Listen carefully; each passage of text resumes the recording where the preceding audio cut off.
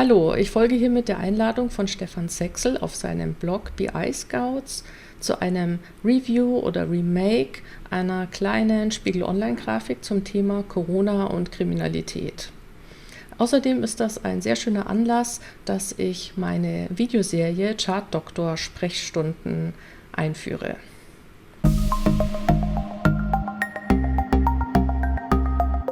So, das ist das Original, die Originalgrafik von Spiegel Online, und ich teste jetzt einmal, wie ein Nutzer diese Grafik lesen würde mit meinem Decoding-Selbsttest. Als erstes kommt Thinking Fast. Also ich schaue auf die Grafik, schaue ganz schnell, was würde ich denn innerhalb von wenigen Sekunden mitnehmen. Wir Menschen sind Mustererkennungsmaschinen. Das heißt, wir sind besonders schnell, noch schneller als logisch nachzudenken, können wir Muster erkennen und ganz schnell darauf reagieren.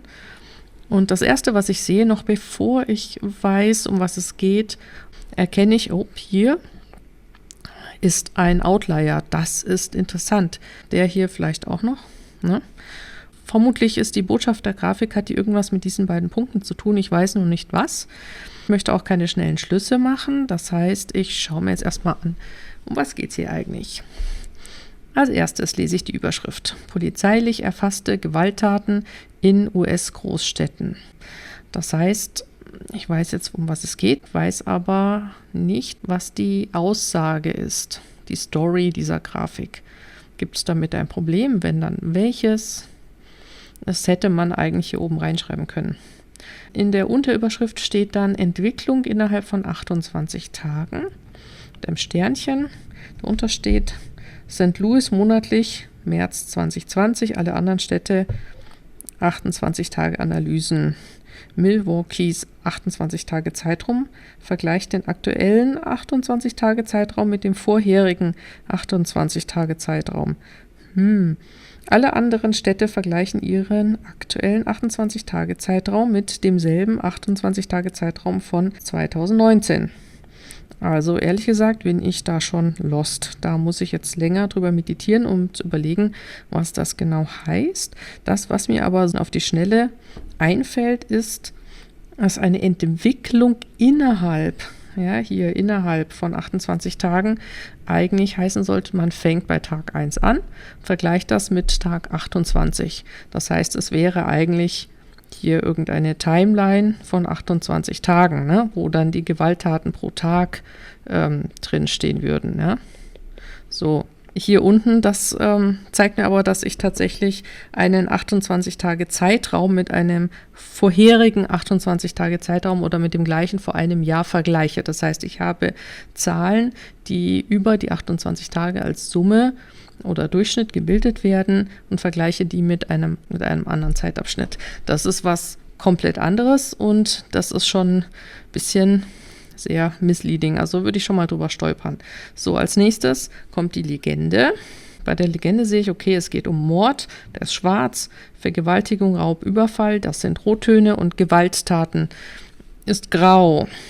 Das sind also anscheinend Kategorien von Gewalttaten. Was ich jetzt komisch finde, ist, warum Gewalttaten, also ist denn Mord nicht auch eine Gewalttat und Vergewaltigung? Was ist jetzt also hier mit dieser Kategorie?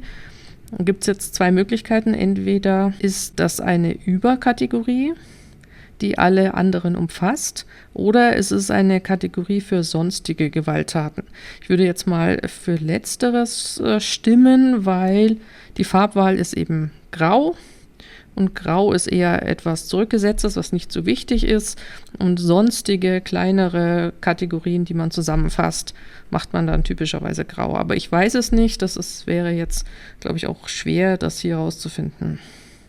Als nächstes schaue ich mir die Achsen an.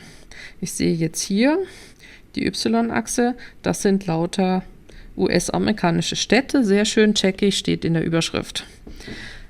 Die X-Achse, da sind Prozentwerte. Interessanterweise ist hier 0% und dann geht es nach links ins Negative und nach rechts ins Positive. Das ist erstmal ganz klar. So, Dann habe ich das außenrum. Jetzt schaue ich mir die Grafik als solche an. Da sehe ich viele bunte Punkte und dazwischen graue Linien. Ich habe ja hier oben die Legende, das heißt, ich meine, es ist ein bisschen, die Punkte sind ein bisschen klein, aber ich kann, denke ich mal, das hier könnte ich zum Beispiel, diesen Punkt könnte ich lesen. Das ist farblich, ist das, würde ich mal sagen, Vergewaltigung. Und der Punkt liegt hier auf der Linie -50, -60, 55, ungefähr so. Und zwar Philadelphia. Das heißt, in Philadelphia ist die Anzahl der Vergewaltigungen prozentual um 55 ungefähr Prozent zurückgegangen im Vergleich zum Vergleichszeitraum. So, das könnte ich daraus lesen und das funktioniert eigentlich ganz gut. Der Stefan hat zu Recht angemerkt, dass die Visualisierung nicht besonders ideal ist, weil sich hier, diese Punkte überlappen sich und man sieht es nicht mehr genau. Man sieht die Farben nicht genau und überhaupt frage ich mich, was diese grauen Linien hier bedeuten. Die sind manchmal da, manchmal auch nicht.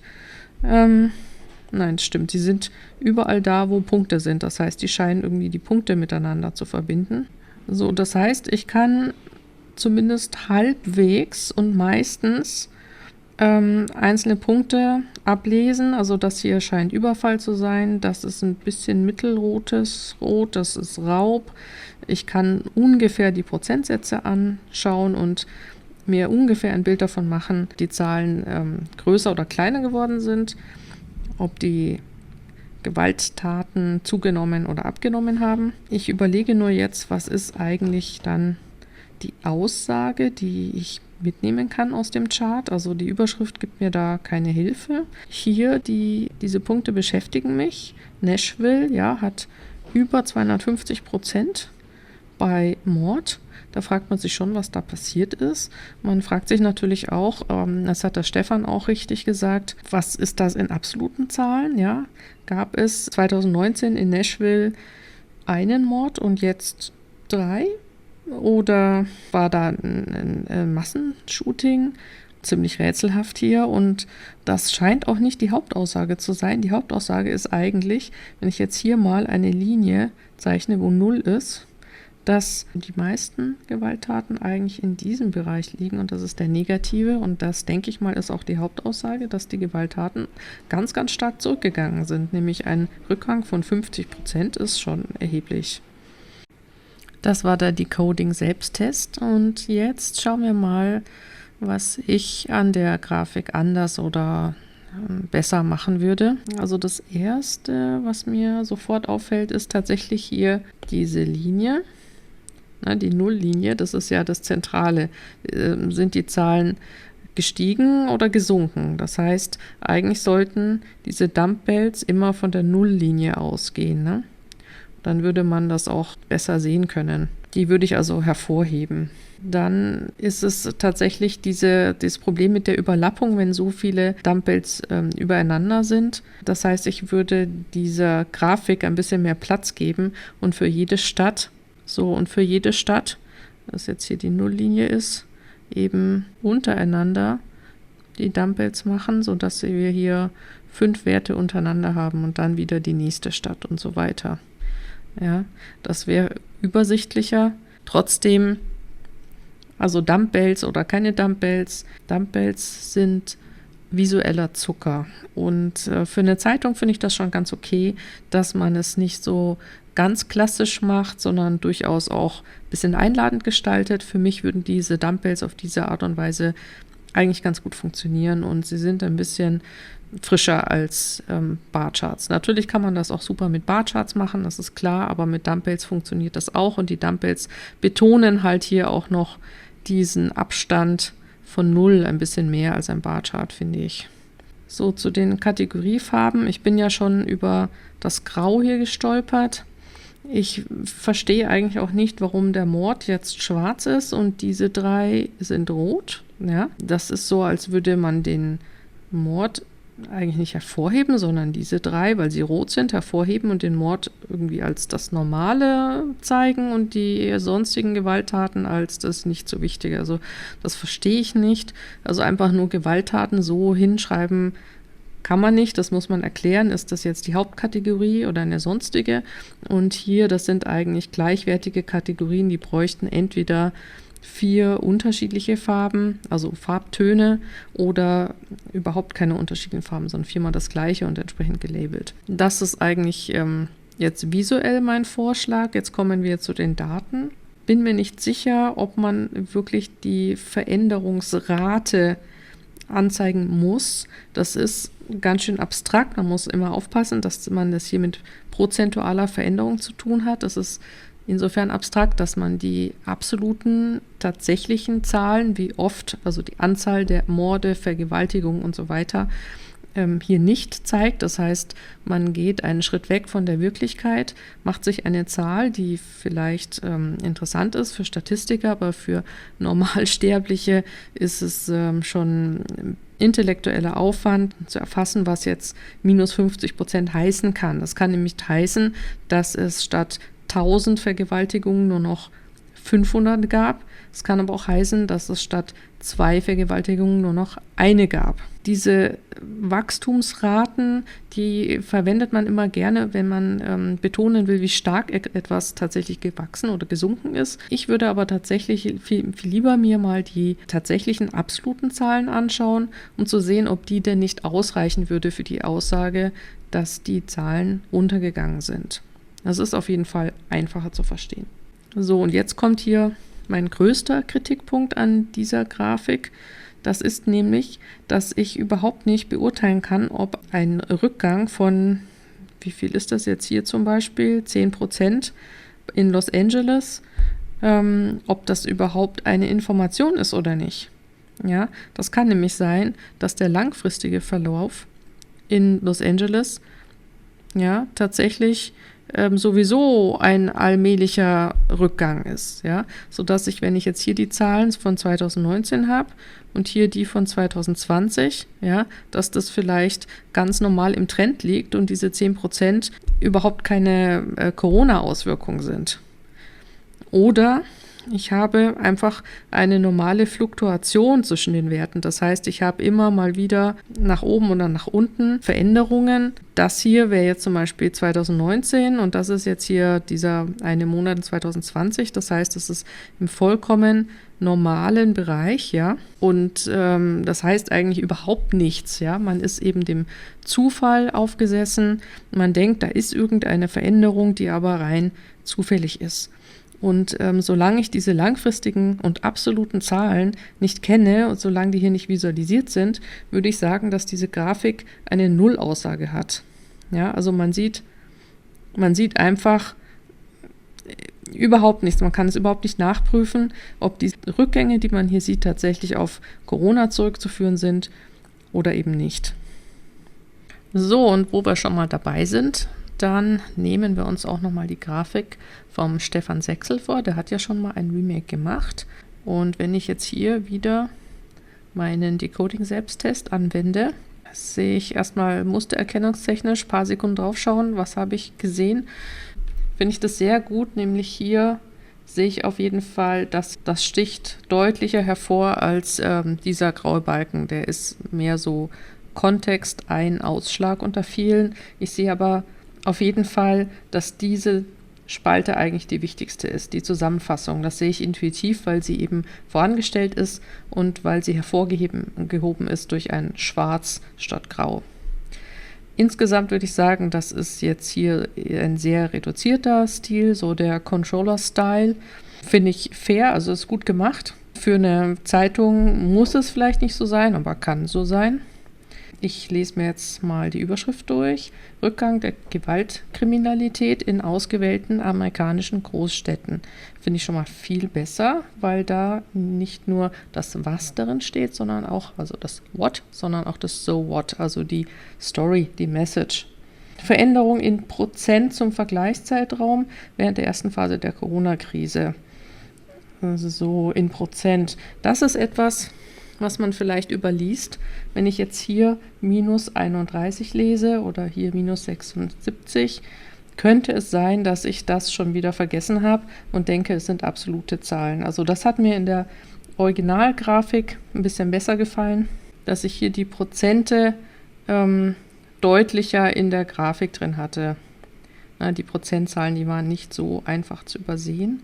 Ob man jetzt hier dann überall tatsächlich Prozent dahinter schreibt, also ich weiß schon, warum das Stefan das nicht gemacht hat, weil es wäre schon sehr voll, es wäre sehr glattert. Ich weiß es nicht, also vermutlich würde ich es trotzdem machen und diesen Tod sterben und nicht den anderen, einfach um sicher zu gehen, dass der Leser in einer Zeitung das auch richtig versteht. Das ist ja auch ein bisschen andere Audience, als wenn das irgendwie Controller wären. Es gibt keine Legende, es gibt hier aber sehr schön einzelne Spalten mit Überschriften. Das ist ganz klar, dass es verschiedene Kategorien sind und die Gewalttaten offensichtlich die Zusammenfassung. Also das ist hier sehr gut gelöst, wenn es denn tatsächlich die Zusammenfassung ist. Ich weiß es bis jetzt noch nicht. Hier sehe ich außerdem sehr schön diese Nulllinie, obwohl sie nicht näher als Null bezeichnet ist, aber es ist intuitiv verständlich, weil ich hier eben Plus und hier Minus, also negative und positive Werte habe. Das ist eigentlich, das ist ganz schön gelöst, das ist viel übersichtlicher. Man kann vor allem, das ist, denke ich mal, die Stärke hier in der Grafik, die einzelnen Zahlen sehr gut ablesen und vergleichen. Also erstens, weil wirklich jedes Element gelabelt ist. Zweitens aber auch, weil ich hier diese Balken, die Länge der Balken einfach mit dem Auge sehr, sehr gut erkennen kann. Also das war mit den Punkten ungenau.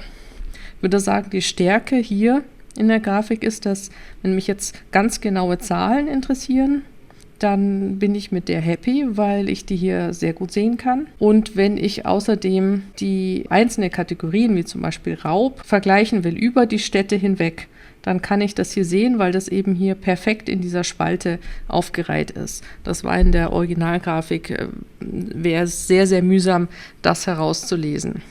Ja, was ich auch, die Hauptmessage, dass es hauptsächlich negative Werte sind, sehe ich auch ganz gut. Ja, weil ich sehe einfach, dass die Werte, die nach links gehen, weil es einfach viel mehr Werte sind, als die nach rechts gehen. Ich überlege mir nur, hätte man die Grafik ein bisschen sexier machen können, indem man die negativen Werte noch farblich oder sonst wie hervorhebt. Ja, die sind jetzt genauso grau wie die positiven. Ich meine, es ist okay, aber man hätte vielleicht hier noch einen, weiß nicht, irgendwie farbigen Background machen können oder die Balken farbig, also nicht bunt, sondern einfarbig, farbig meine ich damit. Sowas könnte ich mir noch vorstellen. Zur Hervorhebung müsste man mal ausprobieren, weiß nicht, wie das kommen würde. Also all in all gefällt mir die Grafik besser, sie ist einfacher zu lesen, sie ist übersichtlicher. Das Einzige, was ich schade finde, ist, dass man hier keine Dumbbells verwendet hat. Das finde ich irgendwie noch ganz schön. Ein interessanter Aspekt vielleicht noch ist, dass hier eigentlich mehr der Vergleich der Zahlen innerhalb einer Kategorie gefördert wird, weil die Kategorien so schön zusammengefasst sind und weniger der Vergleich einer Stadt. Das ist zwar auf einer Zeile zu sehen, aber es tritt nicht so in den Vordergrund. In der Originalgrafik, wie ist es hier, da hat man eben die einzelnen Kategorien nach Städten sortiert und man sieht einfach eher pro Stadt, wie der Trend ist. Das ist halt eine Frage, ich denke mal, das geht vielleicht bei einer Zeitschrift zu weit. Für die Hauptaussage allerdings, dass die Gewaltkriminalität im Allgemeinen zurückgegangen ist, denke ich mal, ist es total egal, ob man das eher nach Kategorien sortiert oder nach Städten. So, alles in allem gefällt mir Stefans Remake eigentlich sehr gut. Das Einzige, was ich dem noch hinzuzufügen hätte, wäre, dass man vielleicht doch Dumbbells benutzt. Und die Frage, möchte ich das nach Stadt gruppieren oder nach Kategorie? Das Elegante eben, das nach Kategorie zu gruppieren ist, dass ich nicht mit Farben arbeiten muss, sondern es reicht einfach, die Überschrift zu haben und es ist absolut klar. So, das war die erste Chart-Doktor-Sprechstunde. Ich hoffe, es hat euch gefallen. Wenn ihr noch mehr davon sehen wollt, dann lasst doch bitte ein Like da, würde mich sehr freuen.